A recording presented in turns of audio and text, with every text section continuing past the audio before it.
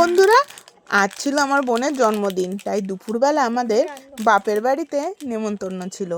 আর ছিল নিরামিষ রান্না। জানো তো, রবিবার দিনকে আমাদের বাড়িতে নিরামিষ খাওয়া হয়।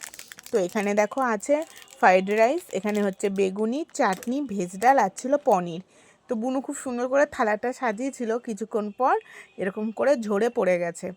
তো দেখো এখানে সব রকম সাজিয়ে নিয়েছে। আর পায়েসটা এখানে নেওয়া হয়নি, কারণ পায়েসটা বিকেলবেলা করা হবে। আর বুনু আমাকে কি বলছিল জানো, বলছিল তুই পায়েসটা কর, তোর হাতে পায়েসটা খেতে বেশি টেস্টি লাগে। তো দেখো আমি দুপুরবেলা একটু শুয়েছিলাম, তারপর উঠে এখানে পায়েস করতে বসেছি। আর পাশে ছিল বুনু, দুজনা মিলে কথা বলছিলাম। আর এখানে বানাচ্ছি গুড়ের পায়েস। তারপর দেখো আমাদের পায়েস রেডিও হয়ে গেছে। এবার মা দেখো বাটিতে বাটিতে সবার জন্য ভাগ করছে।